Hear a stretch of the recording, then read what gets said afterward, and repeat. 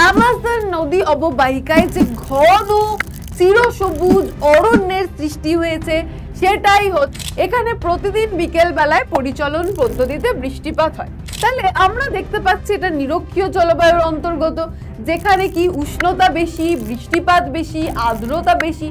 55,000 বর্গ কিলোমিটার। পৃথিবীর মোট জীবন্ত প্রজাতির 10% এখানে বসবাস করে। Hello hello hello hello hello hello সব চ্যাম্পসরা, কি খবর তোমাদের সব?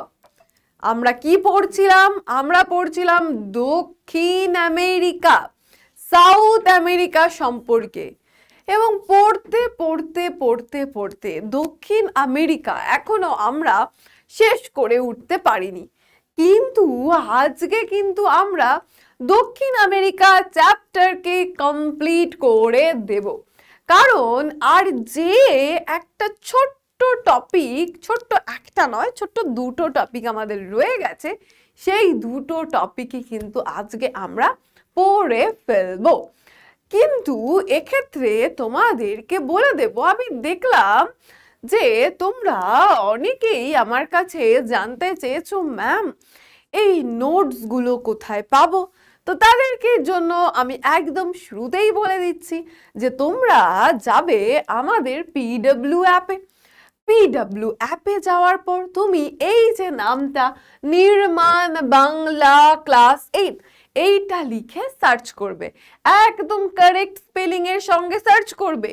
সার্চ করার পর তুমি দেখতে পেয়ে যাবে, ওখানে এনরোলমেন্ট করে নেবে ফ্রি ফ্রি ফ্রি, একদম ফ্রিতে, কোনো টাকা পয়সা কিচ্ছু তোমাকে দিতে হবে না। তারপর তুমি সেখানে গিয়ে সমস্ত সাবজেক্টের নোটস পেয়ে যাবে। মনে করো আজকে জিওগ্রাফির ওপর ক্লিক করবে, তারপর তুমি সাউথ আমেরিকা বা দক্ষিণ আমেরিকার ওপর ক্লিক করবে, নোটসে যাবে, পেয়ে যাবে।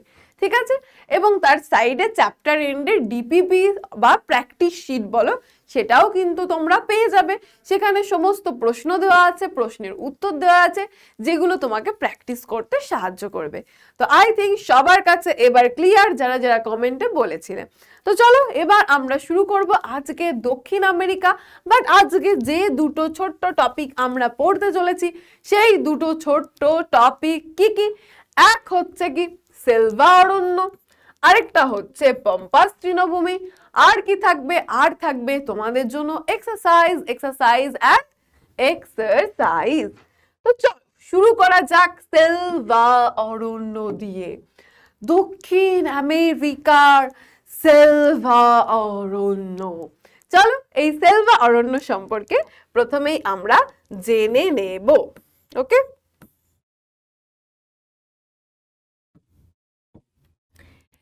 এইবার এই যে সেলভা অরণ্য বলছি, এটা কোথায় রয়েছে, কাকে আমরা বলছি সেলভা অরণ্য? দেখো, নিরক্ষরেখার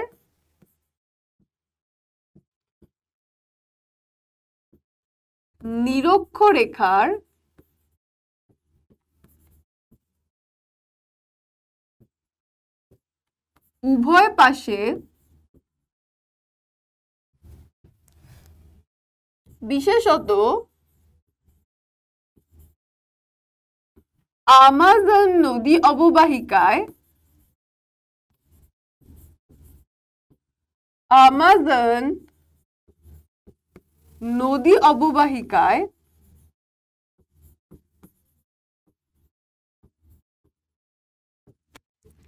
নিরক্ষরেখার উভয় পাশে, বোথ সাইডে, মূলত অ্যামাজন নদী অববাহিকায় যে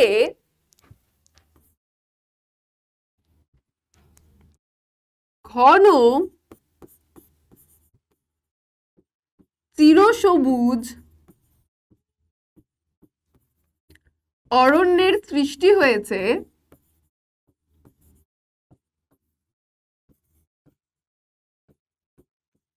ঘন চিরসবুজ অরণ্যের সৃষ্টি হয়েছে, তা সেলভা নামে পরিচিত। তা সেলভা অরণ্য নামে পরিচিত। সেলভা অরণ্য নামে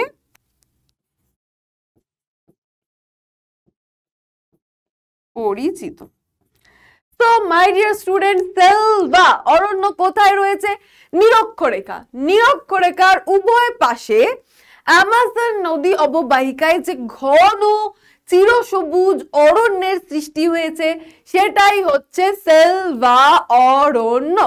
এবং একটা ছবি তোমাদের জন্য রাখা হয়েছে অরণ্যের ভাইবস দেওয়ার জন্য। তাহলে সেলভা অরণ্য কি আমরা জেনে নিলাম। এইবার এই সেলভা অরণ্যের জলবায়ুটা কেমন সেইটা সম্পর্কে আমরা এখন জানবো।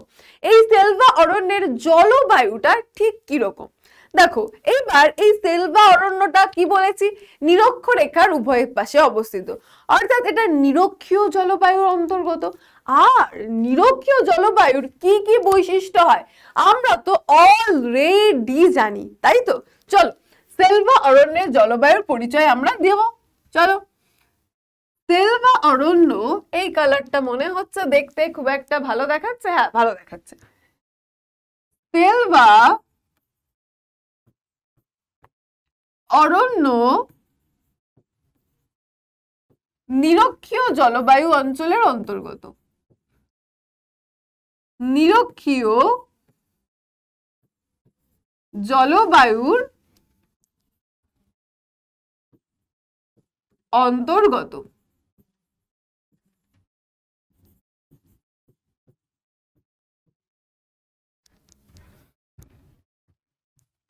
এইবার আমরা চলে আসছি কোথায়, বৈশিষ্ট্যতে।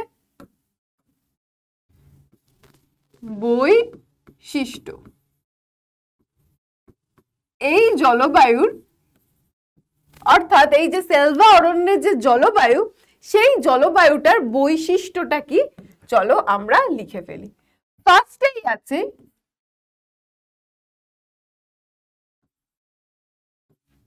এই জলবায়ু উষ্ণ আর্দ্র প্রকৃতির। উষ্ণ আর্দ্র প্রকৃতির। তাহলে ফার্স্ট পয়েন্টে আমরা কি জানলাম মাই ডিয়ার স্টুডেন্ট, এই জলবায়ুটা উষ্ণ আর্দ্র প্রকৃতির। গড় উষ্ণতা 25 থেকে 27 ডিগ্রি সেলসিয়াস। 25 থেকে 27 ডিগ্রি সেলসিয়াস। নিরক্ষীয় জলবায়ু অঞ্চলে আমরা জানি যে উষ্ণ আর্দ্র ঋতু বিরাজ করে, রাইট। তাহলে এটা জলবায়ুটা উষ্ণ আর্দ্র প্রকৃতির, গড় উষ্ণতা 25 থেকে 27 ডিগ্রি সেলসিয়াস। সেকেন্ড বৈশিষ্ট্যতে আমরা বলবো এখানে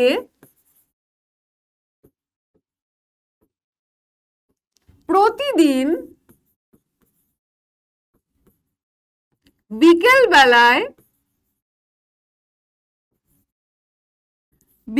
বেলায় বজ্র বিদ্যুৎ সহ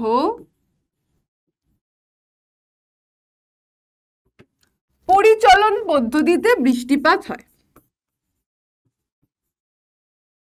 পরিচলন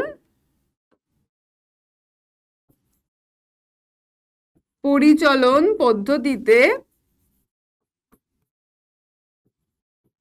বৃষ্টিপাত হয়।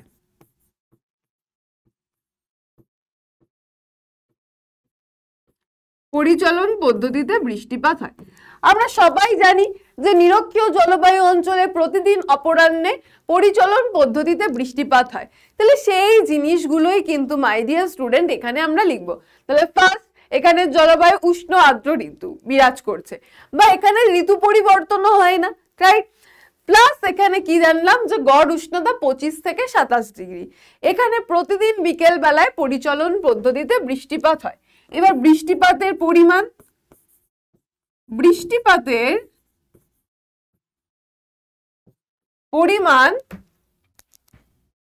বার্ষিক বৃষ্টিপাতের পরিমাণ, এখানে বার্ষিক কথাটা ইনক্লুড করে দিই। বার্ষিক বৃষ্টিপাতের পরিমাণ, বার্ষিক বৃষ্টিপাতের পরিমাণ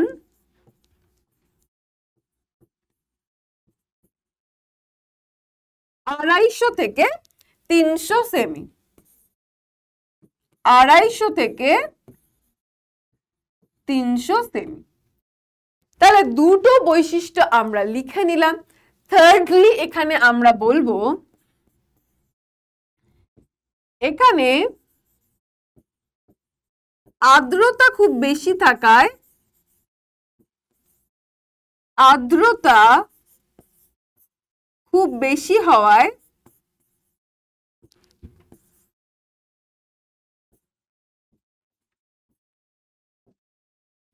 অস্বস্তিকর, অস্বাস্থ্যকর পরিবেশ বিরাজ করে, পরিবেশ বিরাজ করে।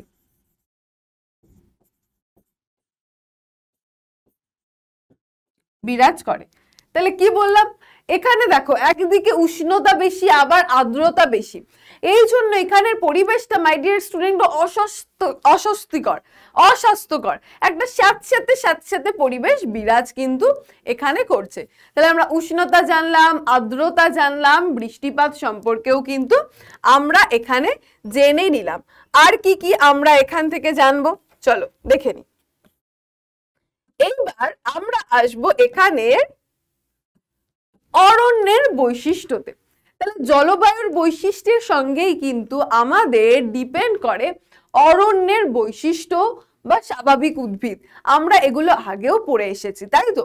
তাহলে আমরা দেখতে পাচ্ছি এটা নিরক্ষীয় জলবায়ুর অন্তর্গত, যেখানে কি উষ্ণতা বেশি, বৃষ্টিপাত বেশি, আর্দ্রতা বেশি, সবসময় একটা স্যাঁতস্যাঁতে অস্বস্তিকর, অস্বাস্থ্যকর পরিবেশ বিরাজ করছে, রাইট? এবং এখানে ঋতু পরিবর্তনও হচ্ছে না।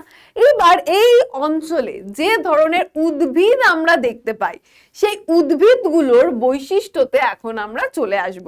তাহলে সেলভা অরণ্যের জলবায়ুর উপরে কি কিন্তু আমরা উদ্ভিদেরও কিন্তু বৈশিষ্ট্য এর সঙ্গে একটু রিলেটেড, কিন্তু এর সঙ্গে পুরোপুরি ভাবে, একটু নয় পুরোপুরি ভাবে। তাহলে সেলভা অরণ্যের বৈশিষ্ট্যতে আমরা চলে আসব। ফার্স্টেই আমরা বৈশিষ্ট্যতে কি আসব? ফার্স্টলি এখানে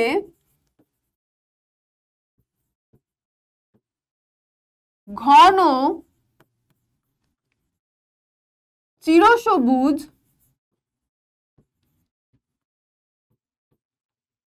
অরণ্যের সৃষ্টি হয়েছে। এখানে ঘন চিরসবুজ অরণ্যের সৃষ্টি হয়েছে। এখানে ঘন চিরসবুজ অরণ্যের সৃষ্টি হয়েছে। তাহলে এখানে উষ্ণতা বেশি, আর্দ্রতা বেশি, বৃষ্টিপাত বেশি, এখানে ঘন চিরসবুজ অরণ্যের কিন্তু সৃষ্টি হয়েছে। সেকেন্ডলি বৃষ্টিপাত খুব বেশি হওয়ায়, খুব বেশি হওয়ায় গাছগুলি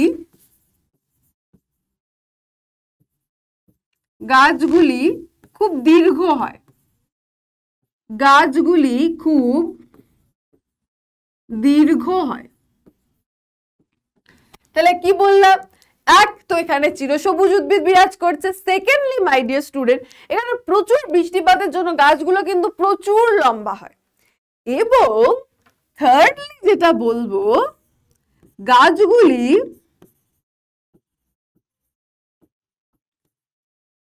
খুব দীর্ঘ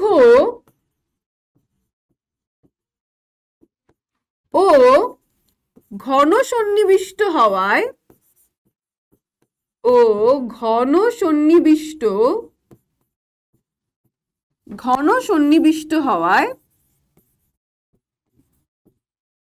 এই গাছগুলো প্রচুর লম্বা, বড় বড় পাতা, কাছাকাছি অবস্থান করে।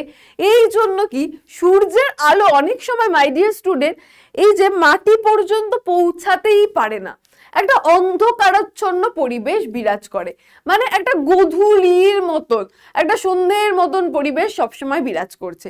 সেই জন্য একে কিন্তু চিরগোধূলি অঞ্চলও কিন্তু বলা হয়। ঠিক আছে, তাহলে গাছগুলি খুব দীর্ঘ ও ঘন সন্নিবিষ্ট হওয়ায় সূর্যের আলো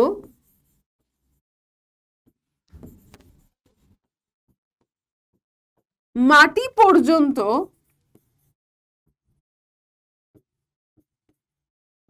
পৌঁছায় না।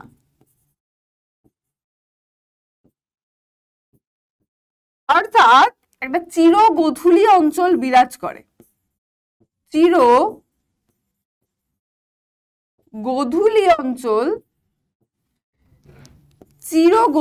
অঞ্চল বিরাজ করে, বা বলতে পারো যে গাছগুলো এরকম ঘন সন্নিবিষ্ট হওয়ায়, গাছের পাতাগুলো বড় বড় কাছাকাছি অবস্থান করায়, এটা একটা চাঁদোয়ার পরিবেশ সৃষ্টি করে। কিসের সৃষ্টি করে মাই ডিয়ার স্টুডেন্ট? একটা চাঁদোয়ার মতন কিন্তু পরিবেশ সৃষ্টি করছে।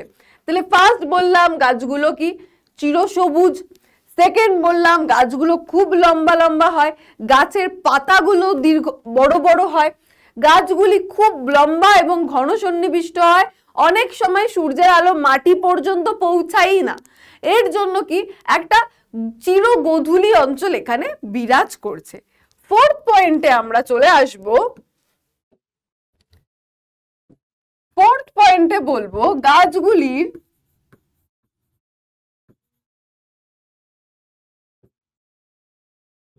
মধ্যে উচ্চতা ভিত্তিক স্তর দেখা যায়। উচ্চতা ভিত্তিক স্তর দেখা যায়।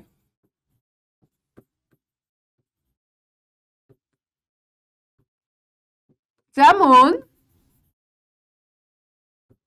উচ্চ স্তর,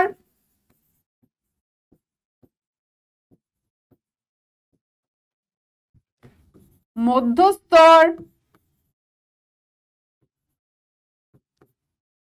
নিম্ন স্তর। তাহলে চারটে পয়েন্ট কিন্তু আমরা এখান থেকে পড়ে নিলাম। আচ্ছা, নেক্সট কি পড়বো? এখান থেকে আরেকটা পয়েন্ট তোমাদেরকে ইনক্লুড করে দিতে পারি যে গাছগুলো খুব তোমার গাছের পাতাগুলো কিন্তু খুব দীর্ঘ হয়। ঠিক আছে,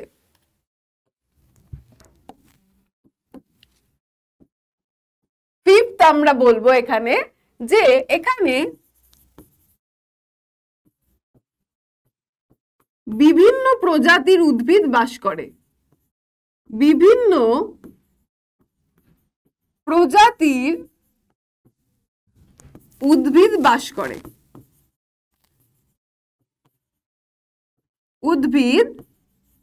করে।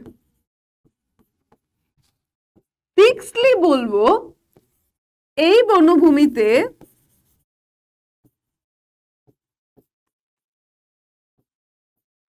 পরগাছা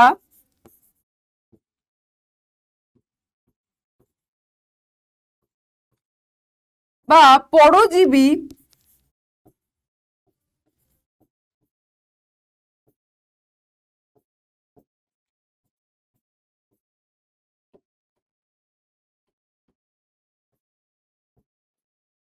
প্রাধান্য দেখা যায়।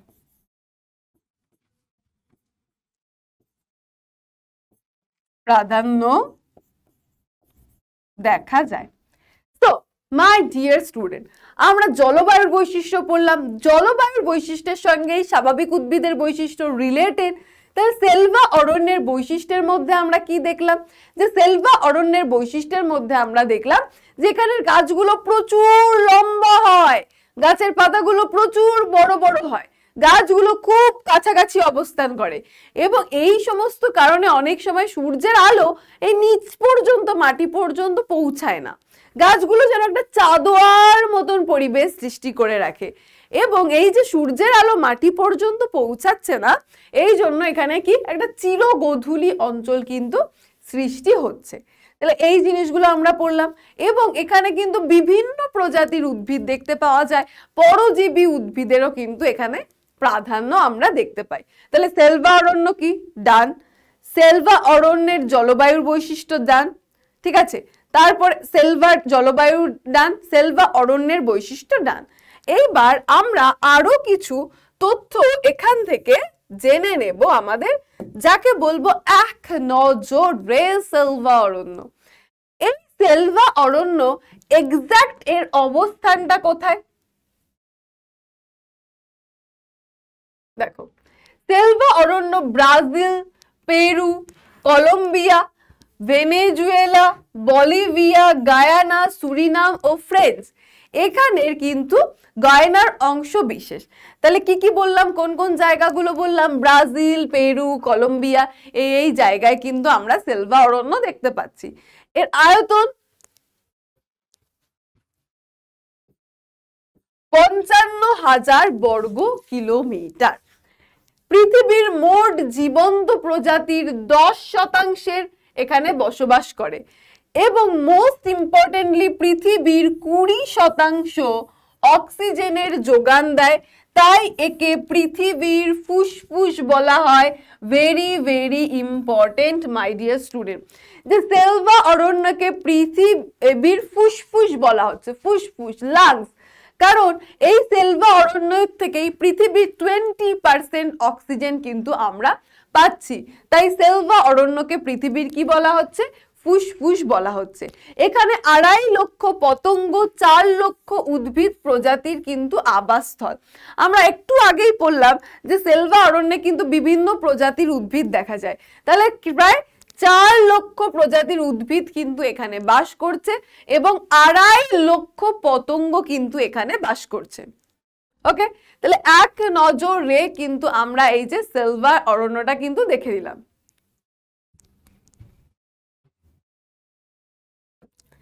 এরপর এই যে এই সেলভা অরণ্যটা হচ্ছে পৃথিবীর বৃহত্তম ও নিবিড়তম ক্রান্তীয় বৃষ্টিয় অরণ্য।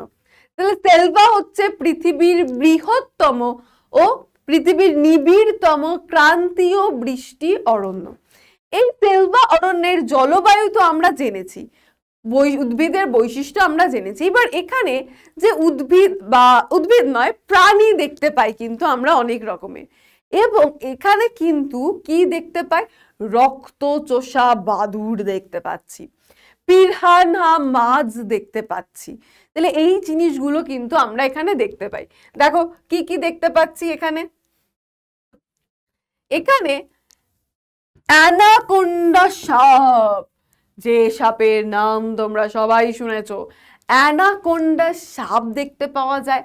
ট্যারেন্টুলা মাকড়সা দেখতে পাওয়া যায়, মাংসাশী পিঁপড়ে দেখতে পাওয়া যায়, রক্তচোষা বাদুড় যোগ দেখা যায়। এছাড়া এখানেই কিন্তু মাংসাশী পিরানহা মাছ এবং কুমিরও দেখতে পাওয়া যায়। তাহলে দেখো, এটা কিন্তু বেশ ভয়ঙ্কর একটা জায়গা বলা যায় একরকম ভাবে, যেখানে কিন্তু মাংসাশী পিরানহা মাছ দেখতে পাচ্ছি, অ্যানাকোন্ডা সাপ দেখতে পাচ্ছি, রক্তচোষা বাদুড় দেখতে পাচ্ছি। এবং এই অরণ্যে দুর্গম এবং অপ্রবেশ্য। কেন? কারণ এত বৃষ্টিপাত, এত উষ্ণতা, আর্দ্রতার জন্য সবসময় একটা স্যাঁতস্যাঁতে পরিবেশ থাকছে। এই কারণে কিন্তু এখানে কি আর দেখতে পাওয়া যায়? আমরা ফার্ন, ছত্রাক, শৈবাল, বিভিন্ন আগাছা এইগুলো দেখতে পাই। প্লাস এই জায়গাটা কি অপ্রবেশ্য বা দুর্গম, এই যে একটা সবসময় স্যাঁতস্যাঁতে অস্বস্তিকর পরিবেশ বিরাজ করে সেই কারণে। এবং এই সেলভাকে তোমাদের একটু আগেই বললাম যে পৃথিবীর ফুসফুস বলে। কি বলে? পৃথিবীর ফুসফুস বলে সেলভা অরণ্যকে। কেন? দেখো, একদিকে এখানে উষ্ণতা কত? গড় উষ্ণতা 25 থেকে 27। বৃষ্টিপাতও এখানে অত্যাধিক, 250 থেকে 300 সেমি প্রতিদিন বৃষ্টিপাত হচ্ছে। এখানে আর্দ্রতা বেশি। এই কারণে এখানে যে ঘন চিরসবুজ বনভূমির সৃষ্টি হয়েছে, সেই বনভূমি পৃথিবীর 20% অক্সিজেনের যোগান দিচ্ছে। এই কারণেই একে কি পৃথিবীর ফুসফুস বলা হচ্ছে। এই ছবিটা একটু অন্যরকম যদিও, তো এটা দেখলে একটু মাথার মধ্যে থাকবে। ঠিক আছে, তাহলে এখানে বিপুল পরিমাণ উদ্ভিদ সারা পৃথিবীর প্রায় 20% অক্সিজেনের এখানে যোগান দিচ্ছে। এই কারণে সেলভা অরণ্যকে পৃথিবীর ফুসফুস বলা হয়। এটা খুব ভালোভাবে কিন্তু মনে রাখবে। ওকে, তাহলে কাকে পৃথিবীর ফুসফুস বলা হয়? সেলভা অরণ্যকে কিন্তু পৃথিবীর ফুসফুস বলা হচ্ছে, এবং কেন বলা হচ্ছে সেটাও কিন্তু আমরা জেনে নিলাম। নেক্সট আমরা এইবার চলে আসব এই সেলভা অরণ্যর, এই যে টুক করে ছোট্ট করে সেলভা অরণ্যটা পড়ে নিলাম, এই সেলভা অরণ্যের থেকে কিছু এক্সারসাইজ করে নেব। তার আগে আমাকে কিন্তু সমস্ত প্রশ্নের সঠিক অ্যান্সার কিন্তু কমেন্ট সেকশনে অবশ্যই দিতে হবে, আমি কিন্তু অবভিয়াসলি চেক করব। চলো তাহলে এখান থেকে আমরা এখন এক্সারসাইজ করব। এইবার প্রথমেই প্রশ্ন রয়েছে, পৃথিবীর বৃহত্তম চিরহরিত অরণ্য। তাহলে কি বলেছি আমি? পৃথিবীর বৃহত্তম চিরহরিত ও ক্রান্তীয় নিবিড়তম ক্রান্তীয় বৃষ্টি অরণ্য হচ্ছে কি? এই সেলভা অরণ্য, অর্থাৎ অপশন ডি সেলভা হয়ে যাবে আমাদের সঠিক অ্যান্সার। এটাই পৃথিবীর বৃহত্তম ও ক্রান্তীয় নিবিড়তম ক্রান্তীয় বৃষ্টি অরণ্য। নেক্সট প্রশ্নেতে আমরা চলে আসছি। দেখো এই যে জাস্ট এই যে কথাটা তোমাদেরকে বললাম সেখান থেকেই প্রশ্ন। সেলভা হলো পৃথিবীর বৃহত্তম ও নিবিড়তম সরলবর্গীয় অরণ্য, নিবিড়তম ও বৃহত্তম ক্রান্তীয় বৃষ্টি অরণ্য, কোনোটাই নয়। তাহলে এর মধ্যে আমাদের সঠিক অ্যান্সার কোনটা হয়ে যাবে? সঠিক অ্যান্সার হবে যে এটা কিন্তু নিবিড়তম ও বৃহত্তম ক্রান্তীয় বৃষ্টি অরণ্য, এটা হয়ে যাবে আমাদের সঠিক অ্যান্সার। নেক্সট, সেলভা অরণ্য পৃথিবীর বায়ুমণ্ডলে অক্সিজেনের যোগান দেয় প্রায় কত? কত পার্সেন্ট অক্সিজেনের যোগান আমরা এখান থেকে পাচ্ছি, যে কারণে একে পৃথিবীর ফুসফুস বলা হচ্ছে? 20% মাই ডিয়ার স্টুডেন্ট, 20%, অর্থাৎ অপশন এ হয়ে যাবে আমাদের সঠিক অ্যান্সার। চলো এইবার সেলভা তো আমরা পড়ে নিয়েছি, এইবার আমরা জানবো দক্ষিণ আমেরিকার পম্পাস অঞ্চল সম্পর্কে। তাহলে এখন আমরা কি জানতে চলেছি মাই ডিয়ার স্টুডেন্ট? পম্পাস অঞ্চল সম্পর্কে। তার আগে আমাকে বলো যে সেলভা অরণ্য ডান ডানাডান ডান কিনা। যতটা সহজভাবে বুঝিয়ে দিয়েছি একদম কিন্তু মনে থাকবে, ওয়ান লাইনার হিসেবে কিন্তু আমি লাস্টে তোমাদের আরো একবার বলে দেব। তাহলে দক্ষিণ আমেরিকার পম্পাস অঞ্চলে এইবার আমরা চলে এলাম। এইবার এই যে পম্পাস অঞ্চল, পম্পাস কথার অর্থ কি? মাই ডিয়ার স্টুডেন্ট, পম্পাস কথার অর্থ হলো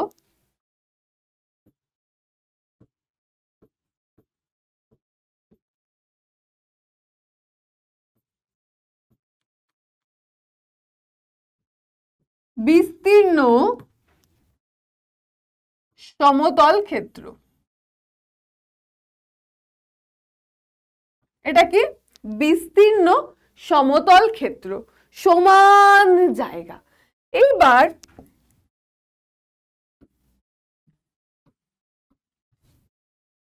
এখানে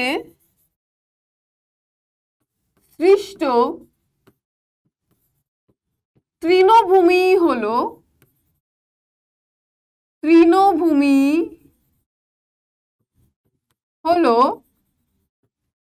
পম্পাস তৃণভূমি। পম্পাস তৃণভূমি। তাহলে ব্যাপারটা ঠিক কি হলো মাই ডিয়ার স্টুডেন্ট? পম্পাস হচ্ছে একটা বিস্তীর্ণ দীর্ঘ এলাকা, জায়গা দূরে আছে, সমতল ক্ষেত্র। এইবার এই পম্পাস অঞ্চলে যে তৃণভূমি আমরা দেখতে পাচ্ছি সেটাই কি? পম্পাস তৃণভূমি নামে পরিচিত। এবার এটা কোথায়? আর্জেন্টিনা ও উরুগুয়ের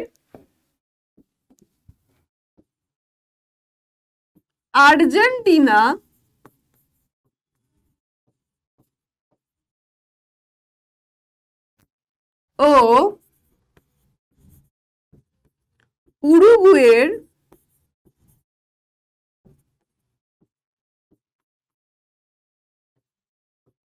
দক্ষিণ পশ্চিমে লা প্লাটা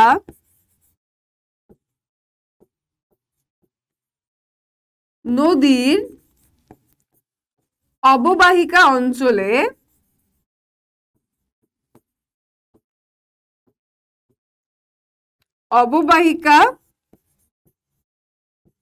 অঞ্চলে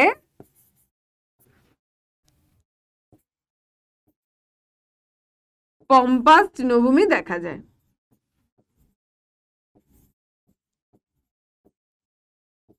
পম্পাস তৃণভূমি দেখা যায়। তাহলে কি বললাম মাই ডিয়ার স্টুডেন্ট, পম্পাস মানে বিস্তীর্ণ সমতল ক্ষেত্র। এই সমতল ক্ষেত্রে যে তৃণভূমি দেখতে পাচ্ছি সেটাই হচ্ছে পম্পাস তৃণভূমি। এবার এটা কোথায়? আর্জেন্টিনা ও উরুগুয়ের দক্ষিণ পশ্চিম দিকে লা প্লাটা নদীর অববাহিকা অঞ্চল জুড়ে কিন্তু অবস্থিত। চলো এইবার আমরা এটাকে একটু ম্যাপের মাধ্যমে কিন্তু দেখে নেব।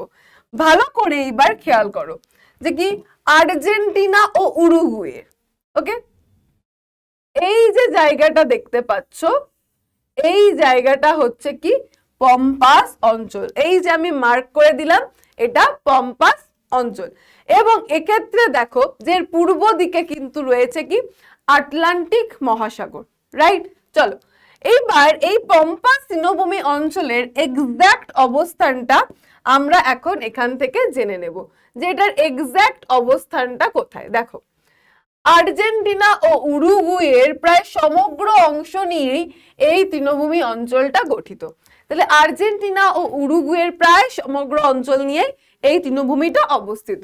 ব্রাজিলের দক্ষিণের সামান্য অংশ এর অন্তর্গত। এটি 30 ডিগ্রি দক্ষিণ থেকে 38 ডিগ্রি দক্ষিণ অক্ষাংশ এবং 54 ডিগ্রি পশ্চিম থেকে 65 ডিগ্রি পশ্চিম দ্রাঘিমা পর্যন্ত বিস্তৃত। এবং এর উত্তরে কি রয়েছে দেখো, এই তৃণভূমির উত্তরে রয়েছে গ্রান চাকো সমভূমি। এই যে দেখতে পাচ্ছ গ্রান চাকো এই সমভূমি। ব্রাজিল উচ্চভূমি কিন্তু রয়েছে। পূর্বে আটলান্টিক মহাসাগর রয়েছে, দক্ষিণে প্যাটাগোনিয়া মরুভূমি রয়েছে। এই যে জায়গাটা দেখো এটা কি প্যাটাগোনিয়া মরুভূমি। তাহলে দক্ষিণে প্যাটাগোনিয়া মরুভূমি রয়েছে, উত্তর দিকে কি রয়েছে ব্রাজিলের উচ্চভূমি কিন্তু রয়েছে। উত্তর দিকে কি রয়েছে ব্রাজিলের উচ্চভূমি কিন্তু রয়েছে, পূর্ব দিকে আটলান্টিক মহাসাগর রয়েছে। তাহলে এর অবস্থান ও সীমাটা এক্স্যাক্টলি কিন্তু আমরা জেনে নিলাম এবং ম্যাপের থ্রুতে দেখেও নিলাম যে এটা এক্স্যাক্ট কোথায় অবস্থিত। তাহলে পম্পাস তৃণভূমি আমাদের কাছে ক্লিয়ার, এর এক্স্যাক্ট অবস্থানটা আমাদের কাছে ক্লিয়ার। এইবার চলো আমরা এখান থেকে জেনে নেব যে পম্পাস অঞ্চলের যে ভূপ্রকৃতি আর যে নদ নদী রয়েছে সেই ভূপ্রকৃতি এবং নদ নদী সম্পর্কে।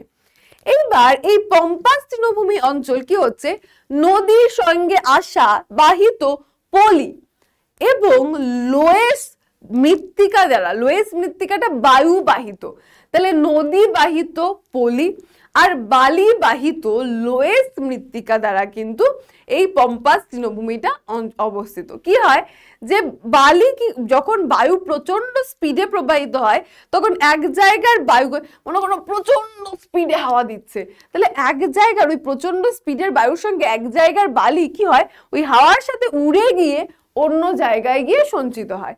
এইভাবে ক্রমশ এইভাবে বালি সঞ্চিত হতে হতে হতে হতে যে সমভূমি গঠিত হয় তাকে আমরা লোয়েস সমভূমি বলি। যাই হোক এটা একটু অ্যাডিশনাল ইনফরমেশন। তো এই যে বলছি পম্পাস তৃণভূমি এটা নদী বাহিত পলি মৃত্তিকা এবং এই যে বালি বাহিত লোয়েস মৃত্তিকা দিয়ে গঠিত এবং এটা সমভূমি হলেও এর মাঝে মাঝে কিন্তু টিলা কিন্তু দেখতে পাওয়া যায়। পম্পাস অঞ্চল পশ্চিমে আন্দিজ পর্বতের পাদদেশ থেকে পূর্বে আটলান্টিক মহাসাগরের দিকে ঢালু। আমরা একটু আগেই ম্যাপেও কিন্তু দেখেছি কি যে এর পশ্চিম দিকে কি রয়েছে দেখো, এর এই যে এই জায়গাটা থেকে এই পূর্ব দিকে আটলান্টিকের দিকটাই কিন্তু এটা ঢালু। আন্দিজ পর্বত থেকে পূর্ব দিকে আটলান্টিক মহাসাগরের দিকে এটা কিন্তু ঢালু হয়েছে। পারানা ও প্যারাগুয়ে এই অঞ্চলের প্রধান দুটি নদী। তাহলে পম্পাস তৃণভূমি অঞ্চলের প্রধান দুটি নদী কি পারানা ও প্যারাগুয়ে।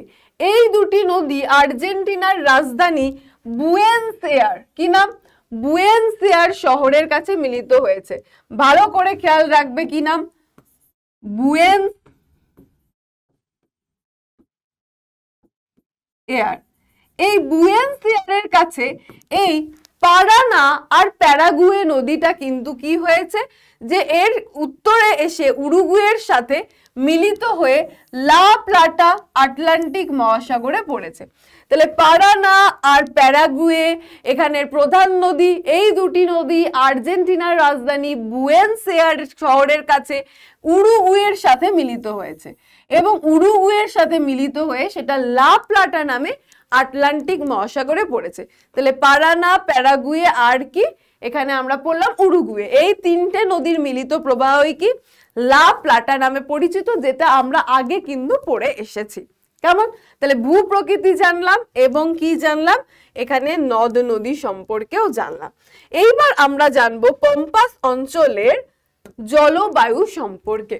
তাহলে আমরা সেলভা অরণ্যের জলবায়ু পড়েছি, এইবার আমরা জানবো পম্পাস অঞ্চলের জলবায়ুটা ঠিক কিরকম। চলো জেনে নি।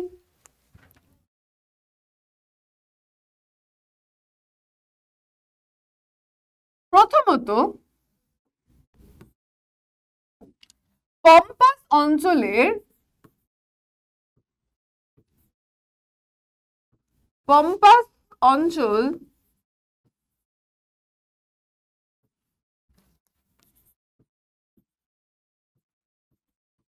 সমুদ্রের নিকটবর্তী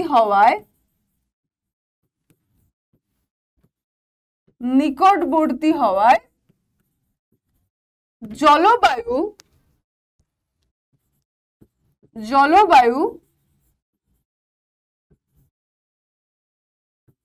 সমভাবাপন্ন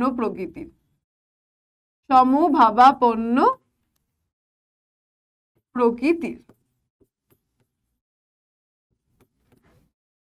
তাহলে পম্পাস অঞ্চলটা আমরা দেখেছি সমুদ্রের নিকটবর্তী, তাই এখানে সামুদ্রিক প্রভাবটা বেশি থাকে। তাহলে এই অঞ্চলের জলবায়ুর বৈশিষ্ট্যতে চলো এইবার চলে আসি। বৈশিষ্ট্য,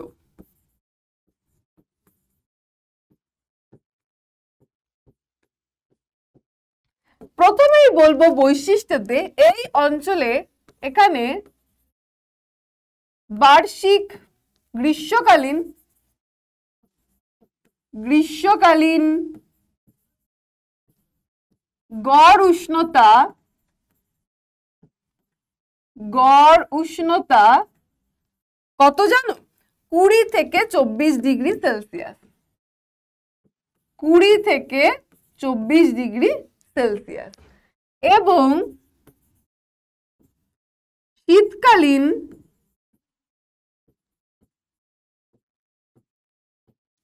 গড় উষ্ণতা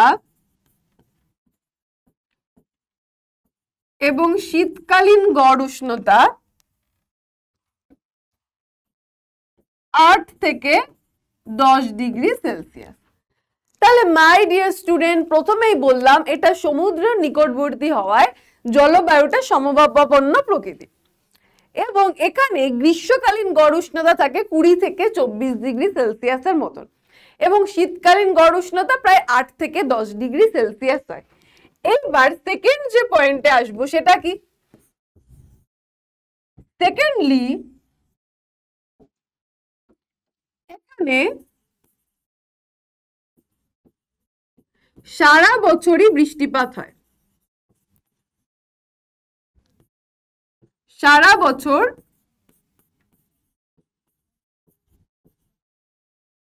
বৃষ্টিপাত হয়, কিন্তু আমরা সেলভা অরণ্যে দেখেছি বৃষ্টিপাতের পরিমাণ প্রচন্ড বেশি।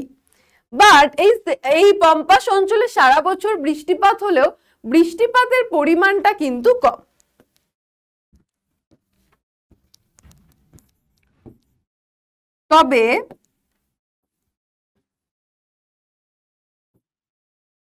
তবে বৃষ্টিপাতের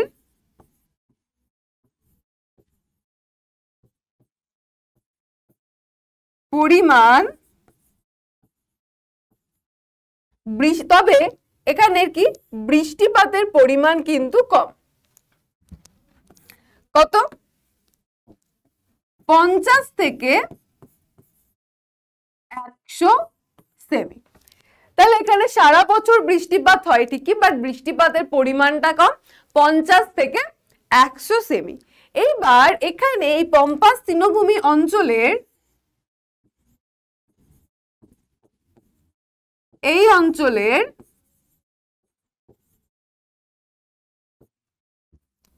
পূর্ব দিকে বেশি বৃষ্টিপাত হয়।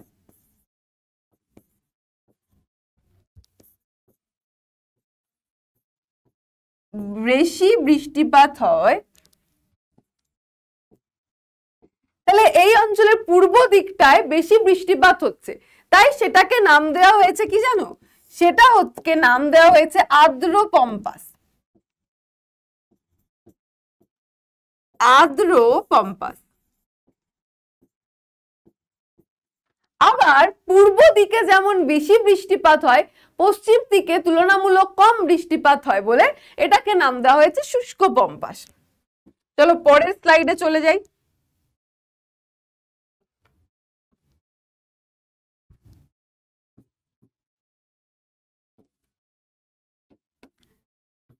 পশ্চিম দিকে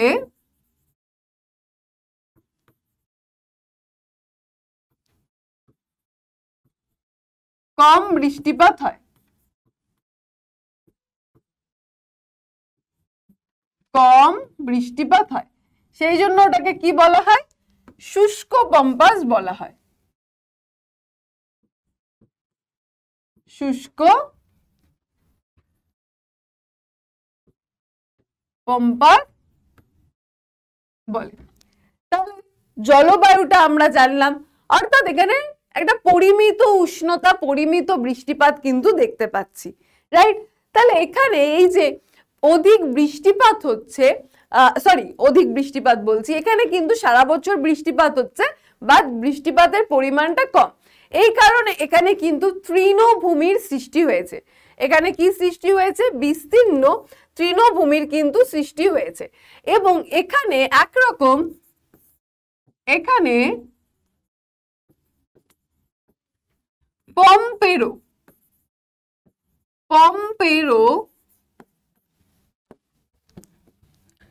পম্পেরো নামক স্থানীয় বায়ু প্রবাহিত হয়। স্থানীয় বায়ু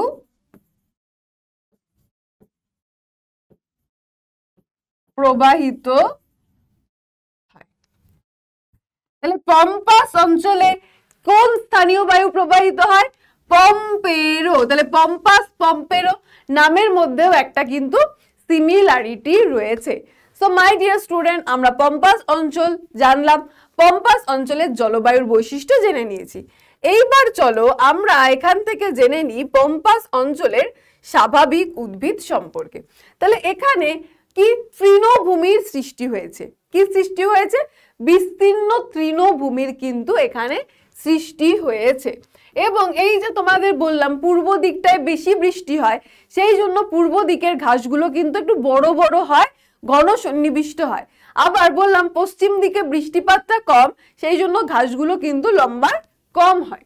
দেখো, তাহলে এখানে মাঝে মাঝে কিন্তু বিক্ষিপ্তভাবে পপলার, ইউক্যালিপটাস এই গাছগুলো দেখা যায়। তৃণর মধ্যে আলফা আলফা, লুমান, ব্রিজা, ব্রোমাস প্রভৃতি কিন্তু এখানের উল্লেখযোগ্য।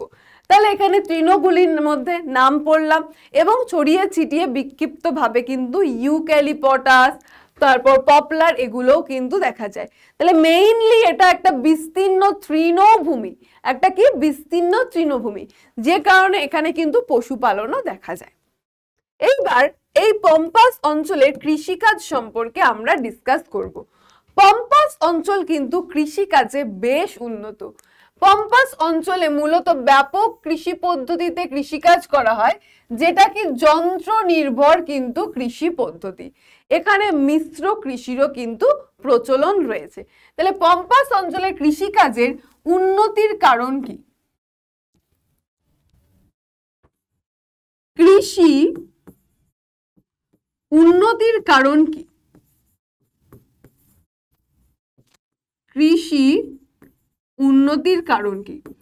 দেখো যে কোনো জায়গায় কৃষি কাজ যদি উন্নত হতে হয়, মাই ডিয়ার স্টুডেন্ট, কি দরকার? পাহুড়ে বা পাথরে মাটি দরকার, নাকি পাহাড়ি অঞ্চলে ভালো কৃষিকাজ হয়? কোনটা? না ম্যাম, কি বলছেন? তাহলে কৃষিকাজ সবসময় সমতল ক্ষেত্রে হয়। তাহলে এই পম্পাস তৃণভূমি অঞ্চলে আমরা কি দেখেছি? বিস্তীর্ণ সমতল ক্ষেত্র দেখা যায়। এখানে তাহলে ফার্স্ট পয়েন্ট এখানে কি করব? এই সাইডে করি, বিস্তীর্ণ সমতল ক্ষেত্র।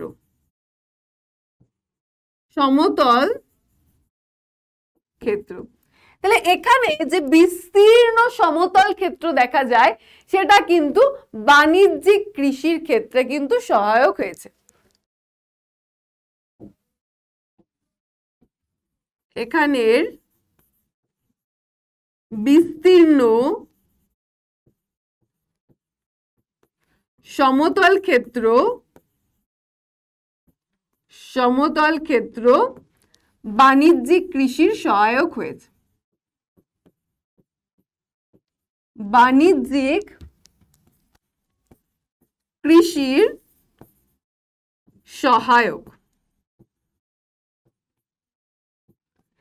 সেকেন্ডলি আমরা কি বলবো? সেকেন্ডলি বলবো যে জলবায়ু। এখানে কি দেখেছি? পরিমিত উষ্ণতা, পরিমিত বৃষ্টিপাত রয়েছে। তাহলে এই জলবায়ুটা কিন্তু কৃষিকাজের পক্ষে সহায়ক হয়েছে। পরিমিত উষ্ণতা ও বৃষ্টিপাত যুক্ত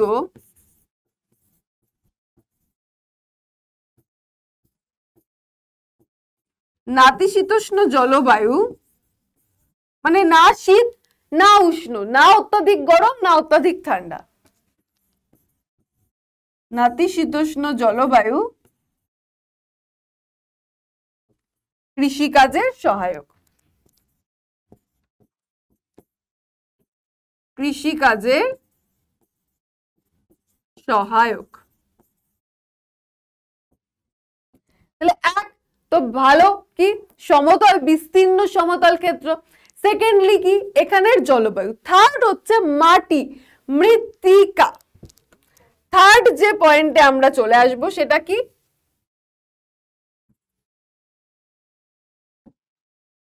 মৃত্তিকা। এখানের উর্বর চার্নোজেম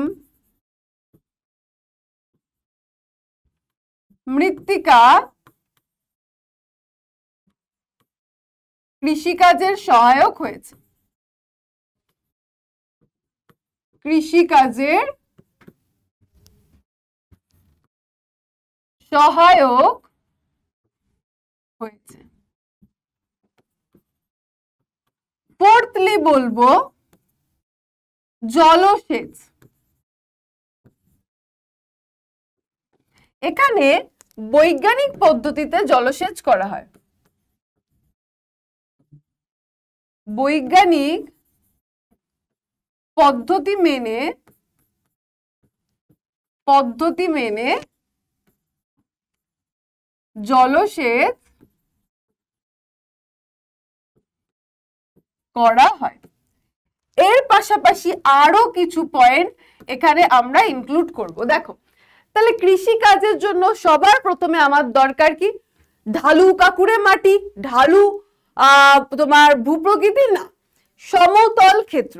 তাহলে এই পম্পাস তৃণভূমিটা অঞ্চলটা বিস্তীর্ণ সমতল ক্ষেত্র দেখা যায়। সেকেন্ডলি এখানে জলবায়ুটা পরিমিত উষ্ণতা, পরিমিত বৃষ্টিপাত, যেটা কৃষির সহায়ক। থার্ডলি মাটি, এখানে উর্বর চার্নোজেম মৃত্তিকায় কৃষিকাজ ভালো হচ্ছে। ফোর্থলি এখানে বৈজ্ঞানিক পদ্ধতি মেনে জলসেচ করা হচ্ছে। এর বাইরেও এছাড়াও কি রয়েছে? মিশ্র কৃষি পদ্ধতি। মিশ্র কৃষি পদ্ধতি, পশু ও শস্যজাত চাহিদা পূরণের জন্য এখানে কিন্তু মিশ্র কৃষি পদ্ধতি দেখতে পাওয়া যায়। তাহলে এই পয়েন্টস গুলো তো রয়েছেই, এছাড়া রয়েছে কি আমাদের মিশ্র কৃষি পদ্ধতি কিন্তু এখানে দেখতে পাওয়া যায়। এছাড়া উন্নত প্রযুক্তি,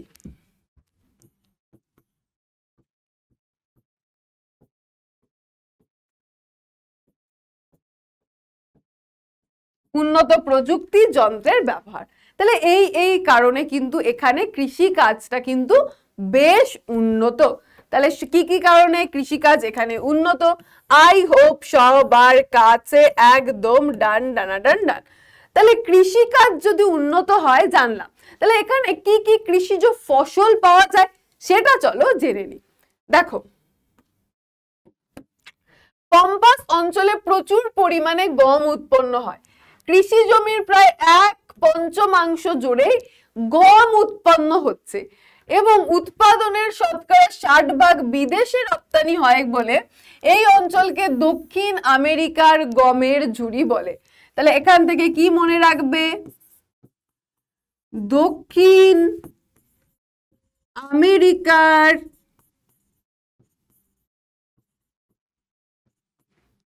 গমের ঝুড়ি, দক্ষিণ আমেরিকার গমের ঝুড়ি। দক্ষিণ আমেরিকার গমের ঝুড়ি আমরা কাকে বলছি? পম্পাস অঞ্চলকে।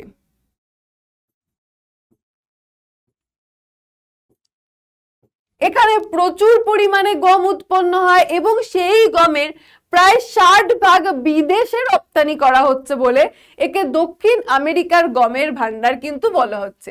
এছাড়াও আর কি রয়েছে? ভুট্টা, বার্লি, আখ, তুলো, তামাক, সোয়াবিন এগুলো রয়েছে। এছাড়া নানান রকম ফল, শাকসবজি, পশু খাদ্যের মধ্যে আলফা এগুলোর চাষ করা হয় এবং অত্যাধুনিক যন্ত্রের ব্যবহার করা হয়। উন্নত প্রথায় কিন্তু এখানে কৃষিকাজ করা হয়।